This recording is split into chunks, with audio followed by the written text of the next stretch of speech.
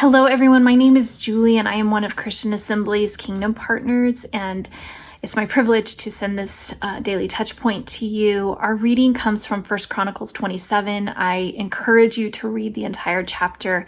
There's one phrase that really stuck out to me, and so I went to look at that. It's from verse 23, and it says David did not take the number of the men 20 years old or less, because the Lord had promised to make Israel as numerous as the stars in the sky.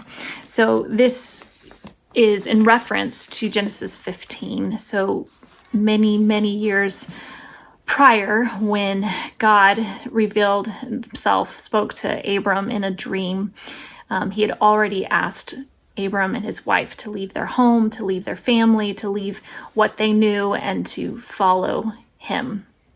And that he had promised that Abram would be the father of many, and yet he's now old, his wife is now old, and he's the father of none, and he's, I think, disappointed, discouraged, maybe bitter, that he had listened, he had followed, and he was still waiting, and probably trying to figure out whether he misheard, whether he had been misled, whether it may have felt like a cruel promise because it was such a great longing and desire that was left unfulfilled. And so if you go back to Genesis 15, and in this vision, God speaks to him and he says, "Do not be afraid, Abram.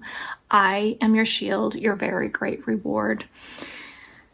But Abram said, "O sovereign Lord, what can you give me since I remain childless, and the one who will inherit my estate is Eliezer of Damascus?" And Abram said, "You have given me no children, so a servant in my household will be my heir." That's the only way he can figure out how this is going to work out. But then God says, a word of the Lord came to him, "This man will not be your heir, but a son coming from your own body will be your heir."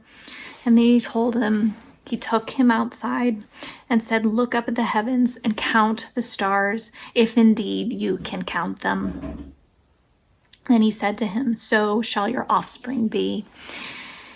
Abraham believed the Lord, and it was credited to him as righteousness. So I think about God, the Lord asking him, taking him outside, drawing him outside into the night. And in Los Angeles, I know that there's not always a lot of stars to see in the sky, but where Abram was, where we live in Kenya, at night when we look up, the night is filled with stars. Vast. Way beyond anything that we could obviously count. And yet God can count. He does know them. He does call them by name. And yet for Abram, for me, when I sit there and I look up and I feel small at times, but I also feel like God was saying, for you, this is impossible, but it is not impossible for me. And what you desire, what I have promised, it will be fulfilled. And